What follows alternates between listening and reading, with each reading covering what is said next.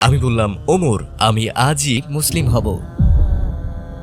সুপ্রিয় দর্শক, আসসালামু আলাইকুম ও রহমতুল্লাহ। আশা করি সকলেই ভালো আছে। আজকে খুবই সুন্দর একটি ভিডিও আপনাদের সামনে নিয়ে এসেছি। আমরা মুসলিম, কিন্তু এখনো আমাদের সৌভাগ্য হয়নি আমাদের প্রিয় নবী হজরত মুহাম্মদ সাল্লাল্লাহু আলাইহি সাল্লামকে স্বপ্নে দেখা। একজন খ্রিস্টান ব্যক্তি আমাদের প্রিয় নবী হজরত মুহাম্মদ সাল্লাল্লাহু আলাইহি সাল্লামকে দুইবার স্বপ্নে দেখেছেন এবং তিনি মুসলিম হয়েছেন। কেন তিনি মুসলিম হলেন এবং ইসলাম ধর্মে তিনি কি পেয়েছেন, চলুন আমরা আজকে সরাসরি তার মুখ থেকে শুনে আসি। ভিডিওটি দেখার আগে আপনি যদি এই চ্যানেলে নতুন হয়ে থাকেন তাহলে চ্যানেলটি সাবস্ক্রাইব করে পাশে থাকা বেল বাটনটি অল প্রেস করে দিন। আর যারা করেছেন তাদেরকে অসংখ্য অসংখ্য ধন্যবাদ। বন্ধুরা, আজকের এই ভিডিওটি বেশি বেশি শেয়ার করে দিবেন যেন সকলেই এই ভিডিওটি দেখে ইন্সপায়ার হতে পারে। আর আপনাদের জন্য বরাবর একটি কথাই বলবো, নামাজ বাদ দিও না বন্ধু, এপারের চেয়ে ওপারের জীবন অনেক সুন্দর।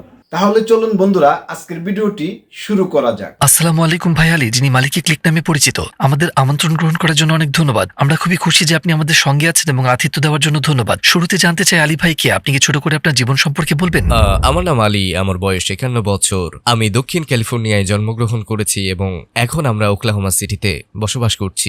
আর আমি আমার জীবনের প্রথম 19 বছর একজন ইভাঞ্জেলিক্যাল খ্রিস্টান হিসেবে কাটিয়েছি। আমি 32 বছর আগে 1991 সালে মুসলিম হয়েছি। আর আমি একজন ট্রাক চালক এবং পাশাপাশি আমার একটা চ্যানেল রয়েছে, একটা টিকটক চ্যানেল যার নাম মালিকি ক্লিক, এবং সেখানে আমার প্রায় 3,72,000 ফলোয়ার রয়েছে। আমি সেখানে দাওয়াহ করি। আমার চ্যানেলের প্রধান উদ্দেশ্য হলো আমি যে কাজটা করি, মুসলিমদেরকে আবার ইসলামে ফিরিয়ে আনা।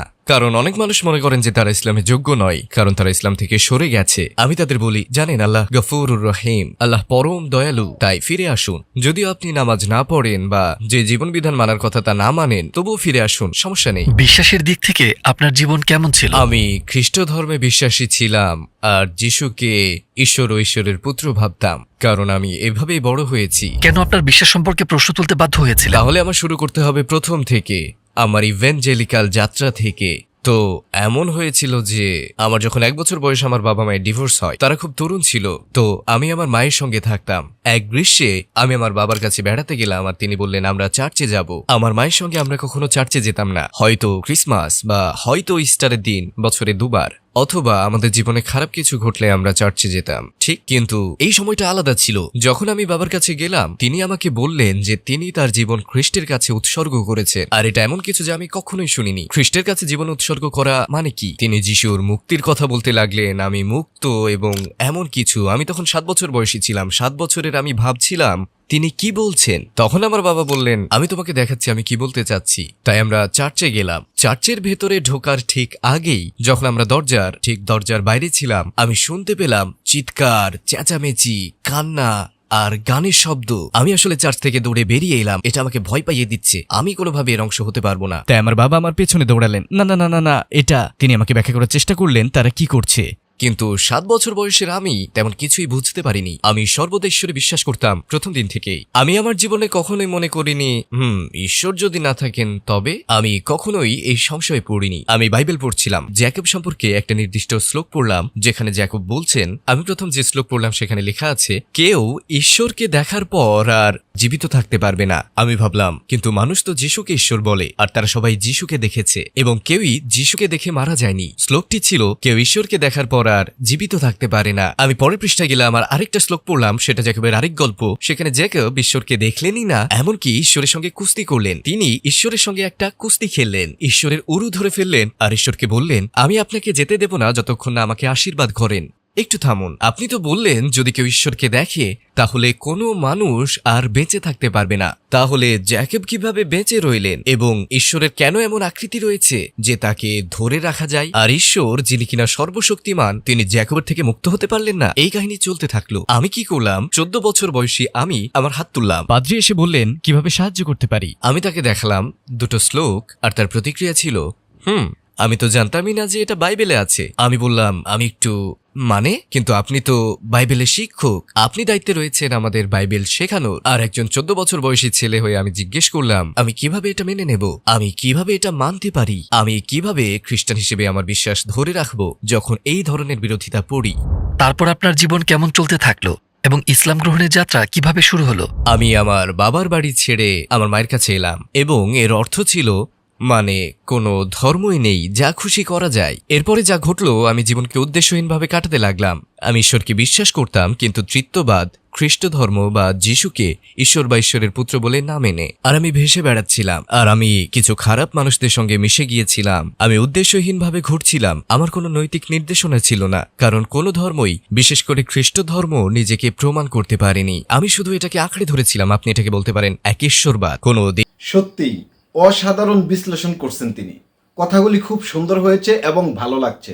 চলুন আমরা আজকের এই ভিডিওটি কন্টিনিউ করি। দিক নির্দেশনা বা এমন কিছু ছাড়াই আমি এভাবে বেঁচেছিলাম। তো আমি এই লোকগুলোর সঙ্গে মিশেছিলাম যখন আমার বয়স 19 ছিল। এক রাতে আমরা এমন কিছু করছিলাম যেটা আমাদের করা উচিত ছিল না। আমার একজন তথাকথিত বন্ধু বলল, আমি একটা জায়গা চিনি যেখানে ডাকাতি করতে পারি, তো সবাই নিজেদের পিস্তল নাও আর চলো।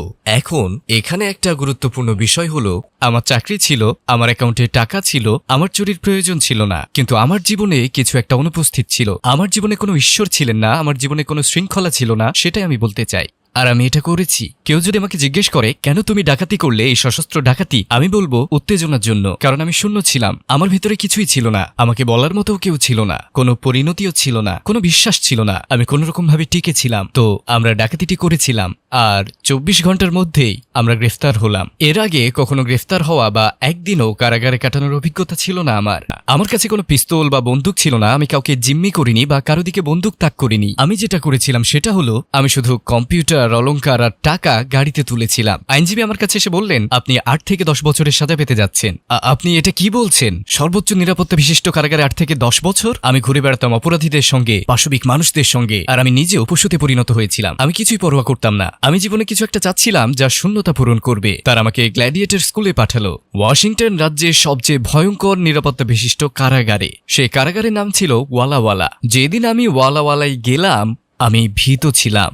আমার বয়স ছিল 19 বছর, জীবনে কখনো কারাগারে যাইনি, কারাগারের নিয়মকানুন সম্পর্কে কিছুই জানতাম না, পুরো হারিয়ে গেলাম। সুপারম্যাক্সের নিচে ম্যাক্সিমাম, অর্থাৎ সর্বোচ্চ নিরাপত্তা বেষ্টিত কারাগার। সুপারম্যাক্স সাধারণত জঙ্গি বা সিরিয়াল কিলারদের জন্য নির্ধারিত। আমাকে রাখা হলো সর্বোচ্চ নিরাপত্তা বেষ্টিত ওয়ালাওয়ালাতে। তো কারাগারের প্রথম দিনেই হোয়াইট আরিয়ান ব্রাদারহুড, এটা একটা জেল গ্যাং, আমার কাছে এলো আর বলল, তোমাকে দেখে তো সাদা মনে হচ্ছে, তুমি কি শ্বেতাঙ্গ?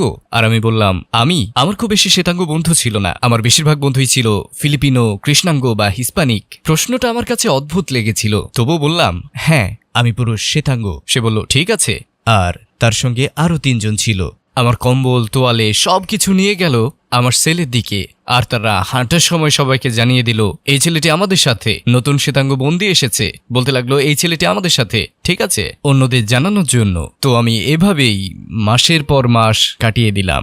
আমাকে জিজ্ঞেস করা হলো, তুমি কি গির্জায় যেতে চাও? আমি বললাম না। তুমি কি বাইবেল পড়তে চাও? আমি বললাম না। আমি নিজেকে অন্য ধর্মগুলো জানার সম্পর্কে ধাবিত করলাম। আমি ইহুদিবাদ পড়েছি। আমি হিন্দু ধর্ম সম্পর্কে পড়লাম মাত্র 5 মিনিটের জন্য। আমি একটা বই পড়লাম আর মনে হলো এটা একদমই আমার জন্য না। সংক্ষেপে বলতে গেলে আমি বলবো 6, 7, 8 মাস পার হয়ে গেল। আমি কারাগারের উঠোনে একা হাঁটতাম। এটা খুবই বিপজ্জনক একটা কাজ। হাঁটতাম, সপ্তাহের পর সপ্তাহ এটা চলতে লাগলো। আমি লক্ষ্য করলাম এক লোক সবসময় আমাকে দেখছে। তাকে দেখতে শ্বেতাঙ্গই মনে হচ্ছিল। তার লম্বা গোঁফ ছিল, যদিও সে শ্বেতাঙ্গের মতো দেখতে, কিন্তু সে বসতো কৃষ্ণাঙ্গদের সঙ্গে। সে সবসময় আমাকে দেখতো। আমি ভাবতাম, এ লোকটা নিশ্চয়ই কোনো সমস্যা রয়েছে। আমি আসলেই ভেবেছিলাম আমাদের মধ্যে ঝামেলা হতে যাচ্ছে। তো একদিন আমি ট্রাকে হাঁটছিলাম, আর সেই মানুষটা, সে উঠে দাঁড়ালো, টেবিল থেকে মাঠে হাঁটলো, পুরো সময় আমার দিকে তাকিয়েছিল। তার সাথে 5 জন আফ্রিকান আমেরিকান ছিল তার সাথে আমার পেছনে। সে সোজা আমার দিকে আসতে লাগলো। আমি ভাবলাম, ঠিক আছে, শুরু করা যাক। এগুলো এভাবে শুরু হয়, আমাকে আক্রমণ করবে তারা, আমার সঙ্গে তারা ঝামেলা শুরু করবে। আমি সবসময় আমার মাকে প্রতিজ্ঞা করেছি।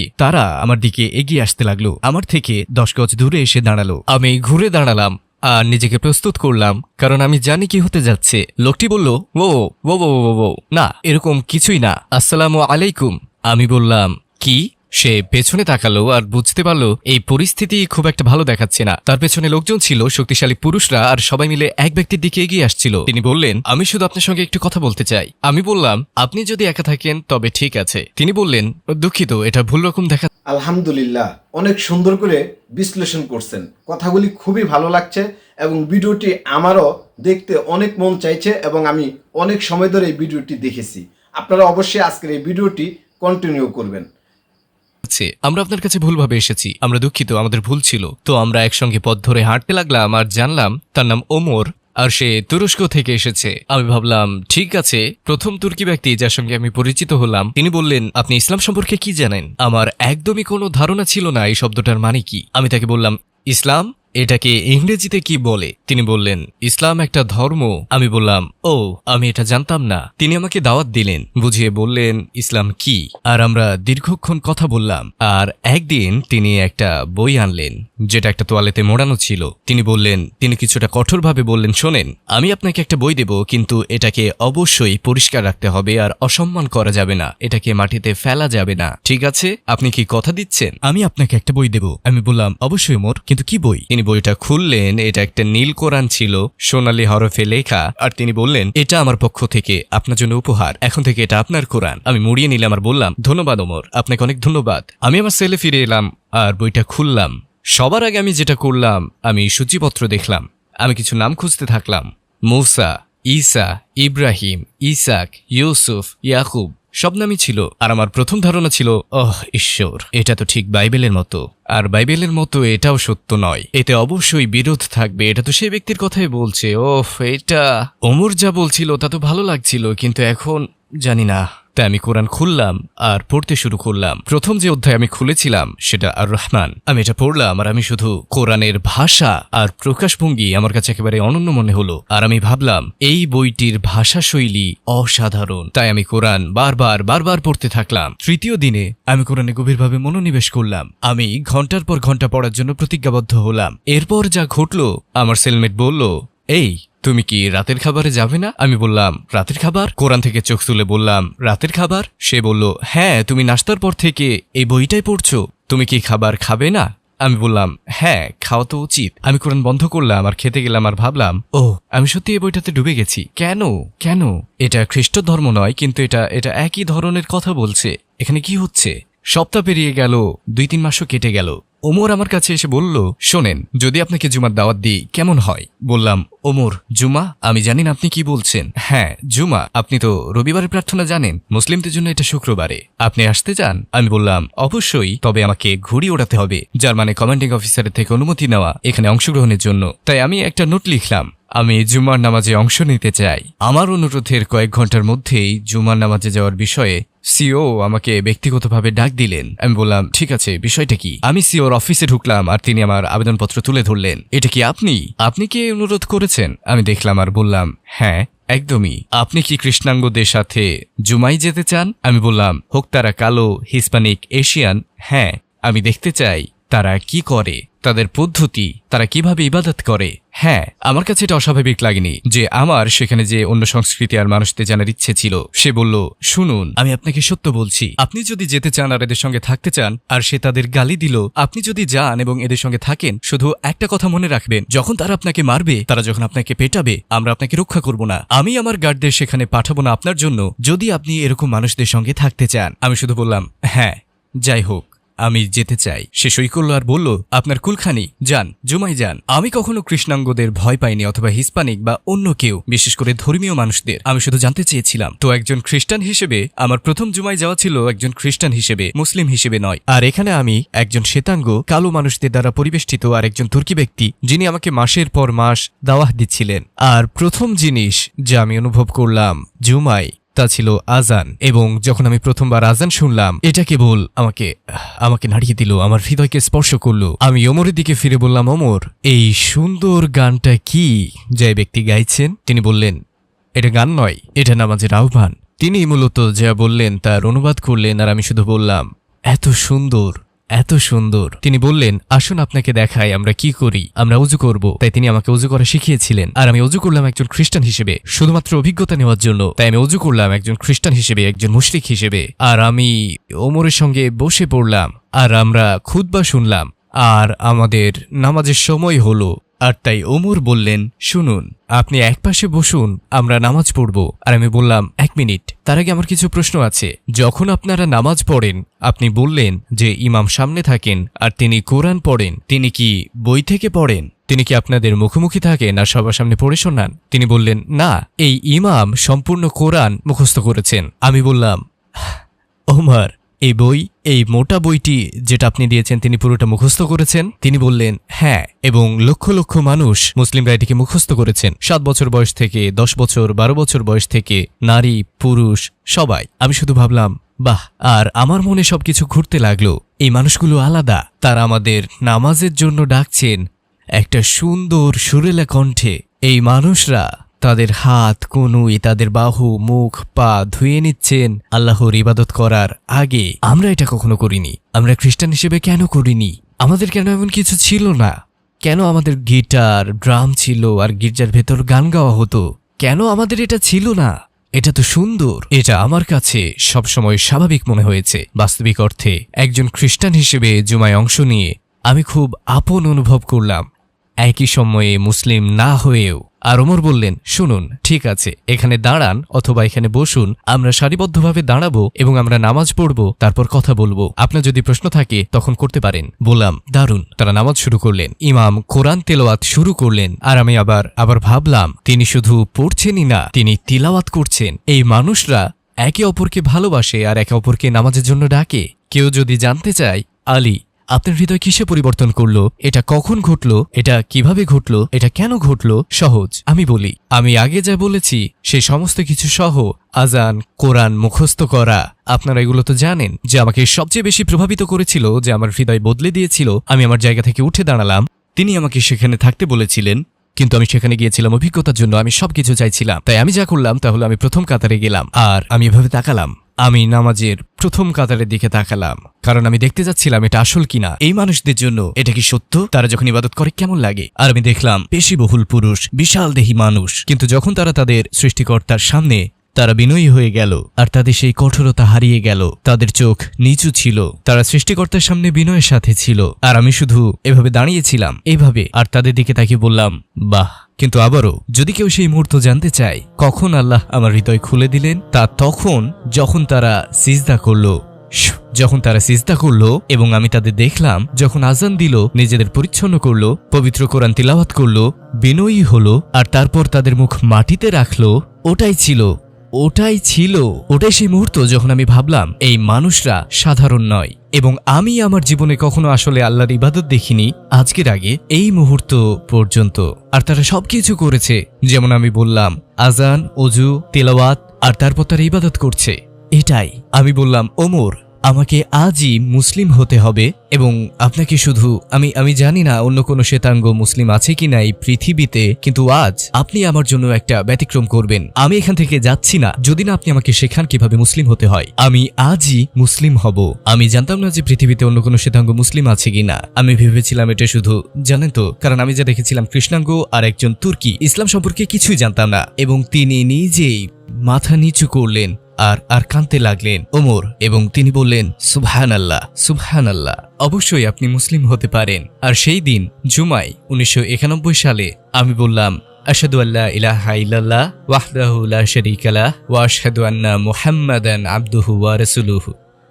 আর আমি একজন মুসলিম হলাম। আপনি শাহাদা গ্রহণের সময় কেমন অনুভব করেছিলেন? আপনি কি আমাদের সেই মুহূর্তে নিয়ে যেতে পারেন? এটা ছিল অবিশ্বাস্য। এটা শুধু ভ্রাতৃত্বই ছিল না, এটা এমন ছিল যেন আমার জীবনে প্রথমবারের মতো আমি আল্লাহর সঙ্গে ছিলাম, যেন সত্যি আল্লাহর সঙ্গে, যেন সত্যি আল্লাহর উপস্থিতিতে, সত্যি এমন কিছুর অংশ যা বাস্তব, যে আল্লাহর ইবাদত করছিল। ঠিক এই মুহূর্তেই এটাই ছিল আমার জন্মের কারণ, এটাই হলো আমার জীবিত থাকার কারণ, একজন মুসলিম হওয়ার জন্য। আপনি কিভাবে আপনার বাবা মাকে এটি সম্পর্কে বললেন যে আপনি ইসলাম গ্রহণ করেছেন? তাদের প্রতিক্রিয়া কেমন ছিল? এটা ভালো ছিল না। আমি আমার বাবাকে ফোন করলাম, যেমনটা কারাগারে আমি সবসময় করতাম, এবং আমি তাকে বললাম যে আমি মুসলিম হয়েছি। আর একটা কথা, আমার বাবা, তিনি খুবই গোড়া খ্রিস্টান আর অত্যন্ত কঠোর। তিনি বললেন, তুমি কি করেছো? আর আমি বললাম, আমি মুসলিম হয়েছি। তুমি কি চাঁদের দেবতার উপাসনা করছো? না, আমি কোনো চাঁদের দেবতা বা চাঁদের উপাসনা করছি না। আমি এক আল্লাহর উপাসনা করি, যিনি ঈসার আল্লাহ, মুসা ও ইব্রাহিমের আল্লাহ। আর তিনি বললেন, না, তুমি এটা করো না।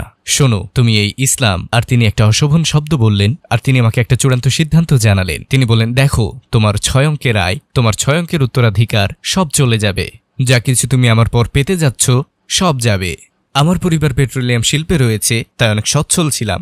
আমি বললাম, আপনি আমাকে ত্যাগ করবেন? তিনি বললেন, আজকের পর তুমি যদি এই ইসলাম ধর্মে অবিচল থাকো তবে তুমি আমার কাছে মৃত। তোমার সব উত্তরাধিকার শেষ। তিনি বললেন, বেটা আমাকে পরীক্ষা করো না, আমি কাল আমার আইনজীবীর কাছে যাব আর তাকে উইল পরিবর্তন করতে বলবো, আর তুমি পুরোপুরি নিঃস্ব হয়ে যাবে, তোমার কোনো ইনকাম থাকবে না, আমার কাছ থেকে কিছুই পাবে না, তুমি আমার কাছে মৃত, তোমার ভাই বোনদের কাছেও মৃত, সব শেষ। তাই তুমি যা বলবে তা খুব সাবধানে বলো। এখন তুমি কি ইসলাম ছাড়বে নাকি এই ভুয়া ধর্মে থেকে যাবে? আর আমি বললাম, এর উত্তর দেওয়ার আগে আমাকে কিছু বলতে দিন, আমি আপনার সব বিষয় মেনে চলবো, শুধু একটা বিষয় ছাড়া। তিনি বললেন, কেন? আমার কাছে মৃত হওয়ার আগে আমাকে ব্যাখ্যা করো, কেন? আমি বললাম, বাবা আমাকে আমার নিজের সিদ্ধান্ত নিতে হবে। 6 অঙ্কের উত্তরাধিকারের চেয়েও আরো বেশি কিছু আছে, সম্পত্তির চেয়েও বেশি কিছু আছে, এই জীবনের পরেও আরো কিছু আছে, আর আমি এই জীবন নিয়ে মোটেও চিন্তিত নই। তাই যখন মুক্তির কথা আসে, আপনি আপনার টাকা রাখতে পারেন, আমার ভাই বোনদের দিয়ে দিন, দান করে দিন, আমি পরোয়া করি না। আমি সিদ্ধান্ত নিয়েছি আমাকে অবশ্যই মুসলিম হতে হবে এবং মুসলিমই থাকতে হবে। আর আজ আমি এখানে 32 বছর পরেও একজন মুসলিম, আলহামদুলিল্লাহ। তো তারপর আমি মুসলিম হওয়ার এবং মুসলিম থাকার সিদ্ধান্তে অটল ছিলাম, এবং প্রায় 2 সপ্তাহ পর ডাকযোগে আমি একটা চিঠি পেলাম। তিনি ঠিক সেটাই করেছিলেন, তিনি তার আইনজীবীর কাছে গিয়েছিলেন। যে পরিমাণ টাকা আমি উত্তরাধিকার হিসেবে পাওয়ার কথা ছিল তা ছিল $6 লক্ষ, এবং সেটা ছিল 90 দশকের শুরুর সময়। তাই এটা ছিল বিশাল অঙ্কের টাকা। তো আমি কেন এর উপর মূল্য নির্ধারণ করব? আমি পরোয়া করতাম না যদি এটা 600 মিলিয়নও হতো। দেখুন, আপনি আর আমি আমরা কবরে শায়িত হব এবং আমরা আল্লাহ সুবহানাহু ওয়া তাআলার সামনে থাকব, যিনি এক, যিনি অনিবার্য, এবং আমাদেরকে জীবনে আমরা যা করেছি তার ব্যাপারে প্রশ্ন করা হবে। আর আপনার মা, ভাই এবং বোনদের ব্যাপারে কি হলো? তো আমার মা বুঝতে পারেননি, কিন্তু তিনি সহানুভূতিশীল ছিলেন। যখন আমার পুরো পরিবার আমাকে ত্যাগ করলো এবং তারা আমাকে 15 বছর ধরে ত্যাগ করেছিল, 15 বছর আমার মা ছাড়া কেউ আমার সঙ্গে কথা বলেনি। কারাগার থেকে বের হওয়ার কয়েক মাস পর আমি আসলে আমার মায়ের সঙ্গে থাকতাম। তাই যখন আমি কারাগার থেকে বের হলাম, আমি প্রথমবারের মতো মসজিদে গেলাম, একটা সত্যিকারের মসজিদে, কারাগারে নয়। তাই প্রথম যে ব্যক্তি প্রবেশ করলেন তিনি ছিলেন ইমাম। আমি তাকে আমার পরিবারের ব্যাপারে বললাম, আমি তাকে আমার উত্তরাধিকার সম্পর্কে বললাম, আমি তাকে সবকিছু বললাম। আমি যা জানতাম না তা হলো সেখানে 2 জন ভাই ছিলেন, তারা সৌদি আরবে ছিলেন, যারা আমার পেছনে ছিলেন আর পুরো গল্প শুনলেন। আর আমার জীবন ছিল শুধু, আমি একজন মুসলিম হিসেবে আমার অবস্থান জানতাম না, একজন শ্বেতাঙ্গ আমেরিকান মুসলিম হিসেবে। একজন শ্বেতাঙ্গ আমেরিকান মুসলিম হওয়া সেই সময়ে 9/11-এর আগের দিনগুলোতে সাধারণ ছিল না। আর এই 2 জন ভাইয়ের একজন হলেন খালিদ আর একজন হলেন আব্দুর রহমান। তারা দুজন আমার কাছে এসে বললেন, আপনি যদি আপনার জিনিসপত্র নিয়ে আসেন আমরা সম্মানিত হব, আপনি আমাদের অতিথি হতে পারেন, আপনাকে আপনার মানিব্যাগ ছুঁতে হবে না, আপনার সব খরচ আমাদের উপর থাকবে, আপনার যা কিছু প্রয়োজন তা আমরা দেখব, আমরা আপনাকে ইসলাম শেখাবো।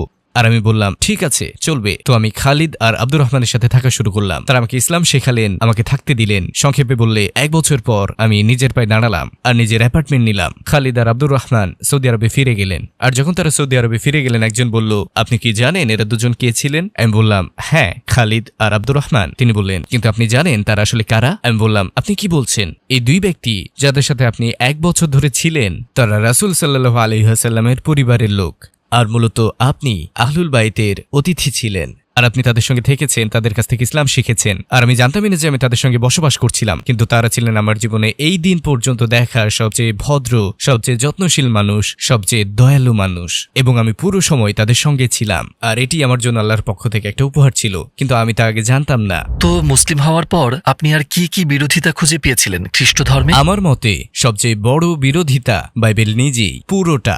কেন? খ্রিস্টান আকিদা, যদি আপনি একে তাই বলেন, বলে যে আপনাকে মুখে স্বীকার করতে হবে যে যীশু খ্রিস্ট আপনার পাপের জন্য মৃত্যুবরণ করেছেন, আর এতে আপনি ক্ষমা পাবেন।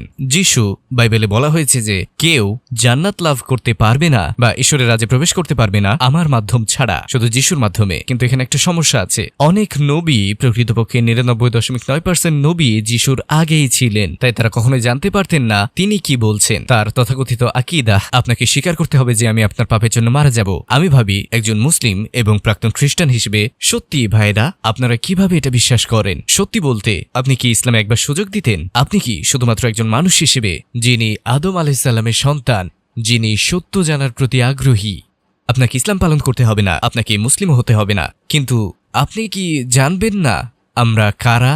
আপনি কি জানবেন না ইসলাম কি? আপনি কি আমাদের কথা শুনবেন না? আর উত্তরটা সাধারণত হয় না। যেমন আমি বলেছি, তারা জানতে চায় না। যখন আমরা আপনার বাসায় এলাম, আমরা এক কোণে একটি খুব পুরনো বাইবেল দেখলাম। আপনি কি আমাদের বলতে পারেন কেন আপনি এটি কিনেছিলেন? এই বাইবেল আমি এটা পুরনো দোকান থেকে কিনেছি। এটা আনুমানিক আমার মনে হয় 1825 বা 1836 সালের সেই সময়ের মধ্যে।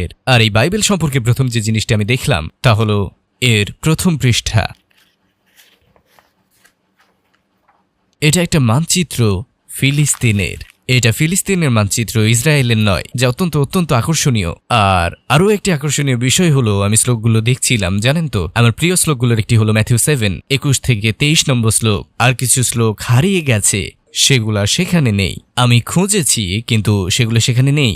এই আয়াতগুলো কি বিষয়ে? এই শ্লোকটি ম্যাথিউ 7:21 সম্পর্কে। অনেকেই সেদিন আমাকে বলবে এটা যিশু বলেছেন, আর এটা খ্রিস্ট ধর্ম সম্পর্কে আরেকটি গুরুত্বপূর্ণ বিষয়। এটা যিশু নিজেই বলছেন। অনেকেই সেদিন আমাকে বলবে, প্রভু প্রভু, তাকে ঈশ্বর বলে ডাকবে। যিশু বলছেন, প্রভু প্রভু, আমরা আপনার নামে প্রার্থনা করতাম, যিশুর নামে আমরা আপনার নামে অলৌকিক কাজ করতাম, এবং আমরা আপনার নামে দানব তাড়াতাম। যিশুর নামে, ঈশ্বরের নামে নয়। যিশু কি বললেন? আমার থেকে দূরে থাকো হে মন্দ কর্মীরা, তোমরা যারা আইন মানো না, যারা পাপের কাজ করো, আমার থেকে দূরে থাকো। এটা কিয়ামতের দিনে যিশু বলছেন। তার নিজ জনগণকে অস্বীকার করছেন। কেন? কারণ তারা ঈশ্বরের ইবাদত করেনি, তারা সবকিছুই করেছে যিশুর নামে। খ্রিস্টানদের এই বিষয়ে একটা উত্তর আছে, আর খ্রিস্টানরা বলে, কিন্তু 1 মিনিট, এটা মিথ্যা নবীদের সম্পর্কে বলা হয়েছে। আপনি কি পলকে বোঝাতে চাইছেন যিনি খ্রিস্ট ধর্ম সৃষ্টি করেছিলেন? আপনি কি পলকেই বোঝাচ্ছেন যখন আপনি মিথ্যা খ্রিস্টানদের কথা বলছেন? কিন্তু আকর্ষণীয় বিষয় হলো, যিশু বলছেন তোমরা আইন ভঙ্গকারী। কিন্তু যদি আপনি যিশুর নামে প্রার্থনা করেন, এবং আপনি যিশুর নামে অলৌকিক কাজ করেন, এবং যিশুর নামে দানব তাড়ান, আর যিশু বলছেন তোমরা আইন মানো না, তোমরা আমার আইন ভেঙেছ, তোমরা কিভাবে আমাকে ঈশ্বর বলছো? তোমরা কেন আমার নামে প্রার্থনা করছো? এখানে কোনো শরিক নেই। শোনো হে ইসরায়েল, তোমাদের ঈশ্বর এক, 3-এর ভেতর 1 নয়, 1-এর ভিতর 3 নয়, না পিতা, না পুত্র, না পবিত্র আত্মা। কেন খ্রিস্ট ধর্ম হতে হবে এত রহস্যময় এবং বিভ্রান্তিকর? ইহুদিরা বলে, শোনো হে ইসরায়েল, তোমাদের ঈশ্বর এক। মুসলিমরা বলে লা ইলাহা ইল্লাল্লাহ। খ্রিস্টানরা বলে যিশু বলেছেন আমি হলাম আমি।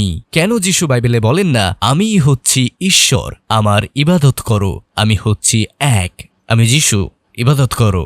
এটা কখনোই ঘটেনি। কিন্তু সাক্ষাৎকারের আগে আপনাকে যেমনটা বলেছিলাম, আপনি যত এই বইটা পড়বেন তত বেশি খ্রিস্টান থাকা অসম্ভব হয়ে যাবে, এবং নিজেকে ঈসা আলাইহিস সালামের অনুসারী বলা অসম্ভব। আর আপনার বাবার সঙ্গে সম্পর্ক কেমন ছিল? তিনি 15 বছর পর কিভাবে আপনার সঙ্গে কথা বলা শুরু করলেন?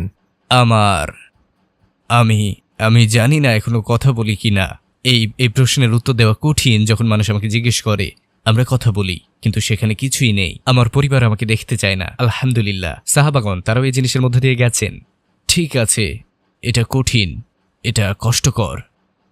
এটা ভালো হতো, এটা আরো সুন্দর হতো যদি আমি আমার পরিবারকে পাশে পেতাম, বিশেষ করে আর্থিক সমস্যাগুলো যেগুলো আমি অতীতে মোকাবেলা করেছি। এটা চমৎকার হতো, কিন্তু আরো সুন্দর হলো আল্লাহ সুবহানাহু ওয়া তাআলার উপর নির্ভর করা, এবং সেই 200 কোটি মানুষ যাদের আমি বলি আমার ইসলামী ভাই ও বোন। আপনার গল্প ও আপনার টিকটকের পোস্ট দেখার পরে কেউ কি অনুপ্রাণিত হয়েছে এবং মুসলিম হয়েছে? অনেক মানুষ হয়েছেন। টিকটকে আমি 32 বছর ধরে মুসলিম। টিকটকে আমি 6 জনকে ইসলামে এনেছি। ওই 6 জনের একজন 125 জনকে ইসলামে এনেছে। তার নাম রব, এবং সে শাহাদা নিয়েছে। তার সম্পর্কে একটা আকর্ষণীয় গল্প রয়েছে। আমি টিকটকে লাইভ স্ট্রিম করছিলাম, যেটা আমরা এখন বলছি ঠিক তেমনই। আর আমার ভাই রব, এবং এর জন্যই আমি এই বিষয়ে কথা বলতে চাই। এটা এজন্য এত গুরুত্বপূর্ণ যে আপনি মানুষের সাথে কেমন আচরণ করেন। তিনি আমার লাইভ স্ট্রিমে ছিলেন একজন অমুসলিম হিসেবে, আর তার মুখ থেকে প্রথম যে শব্দ বের হয়েছিল তা হলো আমি আপনাকে দেখছিলাম। এমনকি আমার ইউটিউব চ্যানেলও আছে। তার মুখ থেকে প্রথম শব্দটি ছিল, আপনি জানেন আমি আপনাকে দেখছিলাম। আমি আপনাদের কি বলছিলাম ভাই ও বোনেরা? প্রত্যেকেই আপনাকে দেখছে, তাই না? আমি যা জানতাম না তা হলো আমার ভাই রব যে এসেছিল কাকতালীয় ভাবে নয়, আল্লাহ তাআলার ইচ্ছাই ছিল এটি হওয়ার। সে সেদিন রাতে নিজেকে হত্যা করতে যাচ্ছিল। তার কথা অনুযায়ী সে একটা ভিডিও করেছিল যেখানে আত্মহত্যার কথা বলছিল, এবং সে শুধু দাওয়াহ মিশনের দিকে এগিয়ে গেল এবং 125 জনকে ইসলামে নিয়ে এলো মাত্র 6 মাস সময়ের মধ্যে। যদি আপনার যে কোনো একটি দোয়া কবুল হয়, যা আপনি জানেন যে তা কবুল হবে, আপনি কি দোয়া করবেন? একটি দোয়া যে আমি প্রায় প্রতিদিনই করি, হে আল্লাহ ফিলিস্তিনি জনগণকে বিজয় দান করুন। হে আল্লাহ আমাদের একত্রিত করুন আলমান নাফিয়ায়, উপকারী জ্ঞানের, কিন্তু প্রধানত ফিলিস্তিনি জনগণের জন্য, উইঘুর জনগণের জন্য, প্রতিটি মুসলিমের জন্য যারা সারা বিশ্বে নির্যাতিত। আমি আল্লাহ তাআলার কাছে প্রার্থনা করি যেন শুধু মুক্তি দেন না, বরং তাদের বিজয় দান করেন তাদের নির্যাতনকারীদের উপর এবং দুঃশাসকদের উপর যারা তাদের উপর নির্যাতন চালায়। এটা আমি কামনা করি। আপনি কি স্বপ্নে নবী মোহাম্মদ সাল্লাল্লাহু আলাইহি ওয়াসাল্লামকে দেখেছেন? 2 বার। সত্যি? আলহামদুলিল্লাহ। এবং আমার স্বপ্নে আমি বালির উপর হাঁটছিলাম একটা বাতাসের বয়ে চলা পথে, যেখানে আমার উপর শুধু পাথর ছিল। আমি আমার হাঁটুর নিচে তাকালাম এবং একটা পদচিহ্ন দেখলাম। কত আশ্চর্যজনক যে পাথরের মধ্যে একটা পদচিহ্ন আছে। এবং আমি স্বপ্নের মধ্যে জোরে জোরে বললাম, এটা এখানে কেন, কার পদচিহ্ন এটি? এবং আমি পেছন থেকে একটা কণ্ঠ শুনলাম, এটা তোমার পিতা ইব্রাহিমের পদচিহ্ন। আমি বললাম, আমার বাবার নাম ইব্রাহিম নয়। তিনি বললেন, নবী ইব্রাহিম। আমি ঘুরে দাঁড়ালাম এবং সুবহানাল্লাহ, তিনি সেখানে ছিলেন, রাসূলুল্লাহ সাল্লাল্লাহু আলাইহি ওয়াসাল্লাম। আমি তার কাছে পৌঁছানো ঠিক আগে আমি চাচ্ছিলাম হাঁটু গেড়ে বসে তাকে আলিঙ্গন করতে, কিন্তু স্বপ্ন শেষ হয়ে গেল। তো আমি সেই স্বপ্ন থেকে জেগে উঠলাম তাকে আবার স্বপ্নে দেখার আকাঙ্ক্ষা নিয়ে, এবং বহু বছর পরে আমি দেখলাম, এবং আমি মরুভূমিতে ছিলাম আর দূরের দিকে দেখলাম তিনি আমার হাত ধরে বললেন, আমি চাই তুমি আরো মানুষের সাথে দেখা করো। তিনি বসে পড়লেন আর আমি ঠিক তার পাশেই বসলাম। তারপর তিনি বললেন, এখানে দেখো, এখানে আছেন আবু বকর সিদ্দিক। তিনি বললেন, আর এখানে আছে উমর ইবনে আল খাত্তাব, এবং এটা ওসমান বিন আফফান, আর এটা আলী বিন আবি তালিব। তারা সবাই তোমাকে ভালোবাসে। স্বপ্নের মধ্যে ভাবছিলাম, কেন তারা আমাকে ভালোবাসে? আমি তো কেউ নই, কেন ভালোবাসে? কিন্তু আলহামদুলিল্লাহ, এটা ছিল আমার জীবনের অন্যতম সেরা স্বপ্ন। আমি আপনাকে ভালোবাসি হে রাসূলুল্লাহ, আমি আপনাকে ভালোবাসি। ভাই আলী, আপনাকে ধন্যবাদ আপনার গল্প শেয়ার করার জন্য। আমরা অনেক কিছু শিখেছি এবং আপনার দ্বারা সত্যি অনুপ্রাণিত হয়েছি। জাযাকাল্লাহ, আল্লাহ আপনাকে পুরস্কৃত করুন সকল দিনই প্রচেষ্টার জন্য। ওয়া ইয়াক আমিন। আমন্ত্রণের জন্য ধন্যবাদ, এটা সম্মানের। প্রিয় বন্ধুরা, আপনারা শুরু থেকে শেষ পর্যন্ত আজকের এই ভিডিওটি দেখেছেন। এই ব্যক্তি কিভাবে মুসলিম হলো সমস্ত বর্ণনা তিনি দিয়েছেন। মহান আল্লাহ পাক রব্বুল আলামিন আমাদের সবাইকে আমাদের প্রিয় নবী হযরত মুহাম্মদ সাল্লাল্লাহু আলাইহি সাল্লামকে স্বপ্নে দেখার সৌভাগ্য করে দিক, আমিন। বন্ধুরা, আজকের ভিডিও এই পর্যন্তই। এই ভিডিও সম্পর্কে আপনাদের কোনো মতামত থাকলে অবশ্যই কমেন্ট বক্সে দিবেন। দেখা হবে নতুন কোনো এপিসোডে। সে পর্যন্ত ভালো থাকবেন, সুস্থ থাকবেন। আজকের মতো বিদায় নিচ্ছি। আসসালামু আলাইকুম ওয়া রাহমাতুল্লাহি ওয়া বারাকাতুহু।